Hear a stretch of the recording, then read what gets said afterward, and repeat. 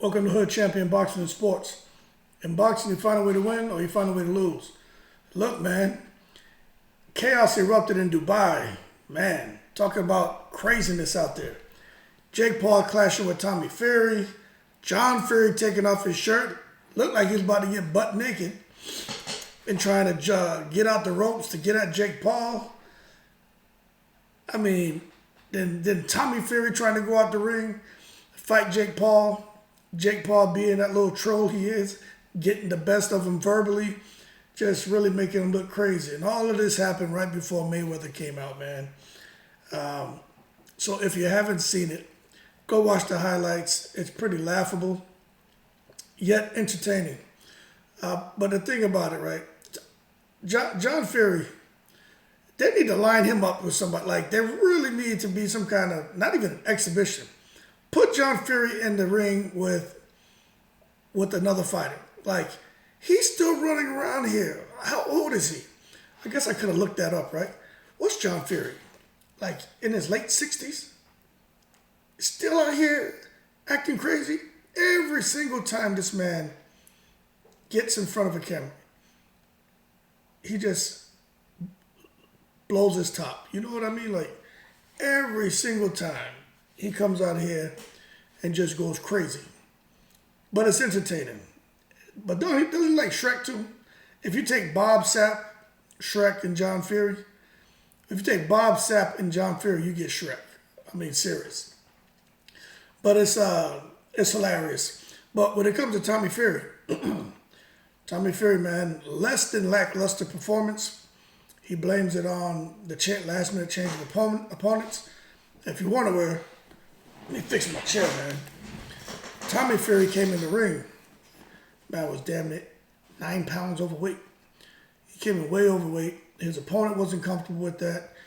The opponent wasn't interested in being, financially compensated. He's like, nah.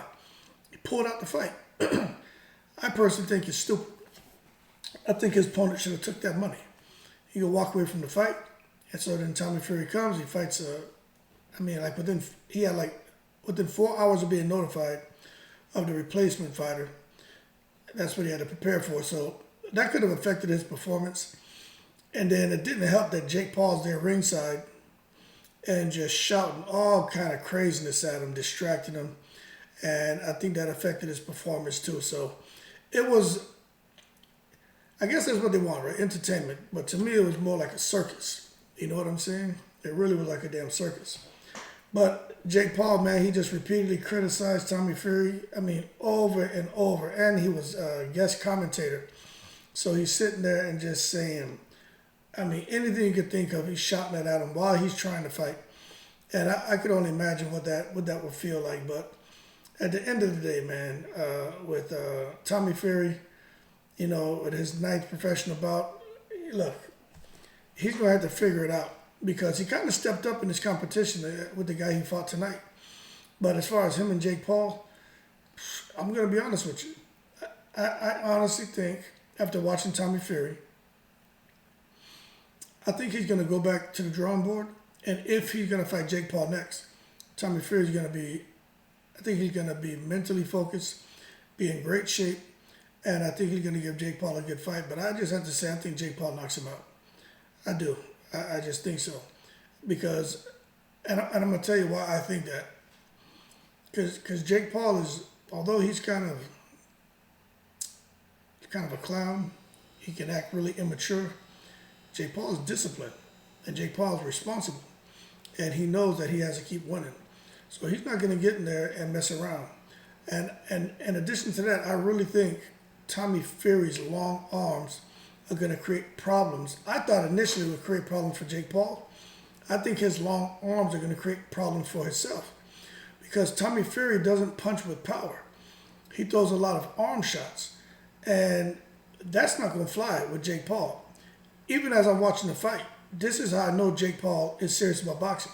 The things he was saying, the things he was noticing, are the things I was saying and noticing while watching the fight. And I was like, damn, this man has a good eye. So Jake Paul is a boxer now. And if Tommy Fury is going to get in there with Jake Paul, he's got to take him serious. But one thing I'll say about John Fury knows Jake Paul is a boxer. John Fury's taking him serious. because John Fury can only go so far with the insults, because he came back and he commended him, and he said some positive things about Jake Paul. He knows what his son is up against Jake Paul. You don't just get in the ring and knock somebody out cold, because and not have something special about you, right? Now we know Jake Paul's not going to go out there and beat Canelo Alvarez. He'll probably never ever get a world title. That's just being real, not wishing bad on him or being pessimistic. It's just being real. But him getting in there and defeating Tommy Fury, I think that's an easy win for Jake Paul. And Tommy Fury can get animated and allow himself to be overwhelmed in emotion, and I think that's going to will him to a win, a victory. That's just not how it works. And I just feel Tommy Fury, at least the way he was looking tonight, but there were a lot of things that played into his performance. But if he comes out looking anything like that, facing Jake Paul, Tommy Fury's going to get knocked out. And I say he gets knocked out within the first 3 rounds. But if he goes back, he gets disciplined, and he gets really focused for that fight, hey, it could be interesting.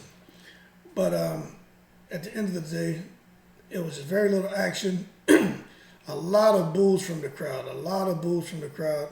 And people just trying to kind of, boo Fury and his opponent into action. And it just didn't work out. And the lack of action, I think that even enraged Jake Paul, because Jake Paul's like, look, I'm out here watching this guy, Tommy Fury, and I'm trying to make a fight with him. And if this is how he's going to perform when we get in the ring, this isn't going to work. Because, they've twice been scheduled to fight, for those of you who don't know that.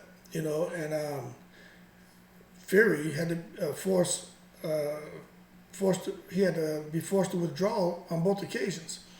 Whatever the circumstances are, they are, whether it's not traveling to the United States, injury, or whatever it is. Look, it is what it is, okay? But at the end of the day, if he's going to sit there and get in the ring with Jake Paul, he's going to have to sort it out. But John Fury is funny. He's always shouting out how he's a fighting man, a bare-knuckle man. You know what John Fury is? John Fury is an old man. He needs to sit his ass down somewhere before he gets embarrassed. We call that a grand charge, you know what I'm saying? You rush somebody, make all this noise, you don't do nothing. We call it a grand charge. So he made a grand charge at Jake Paul. Absolutely hilarious, man. Ripping off his shirt, shadowboxing in the ring. It was pretty funny, man. Jake Paul even called him the B word and everything. It was real funny. But that being said, Tommy Fury, not much to cover on that guy's fight. He's a big talker as well, man. But I honestly think if he gets his ass in the ring against Jake Paul, I think Jake Paul clips him, and clips him without a problem. But that being said, y'all keep cool. Shout out to the veterans, people from all 7 continents. And I'm in the breeze.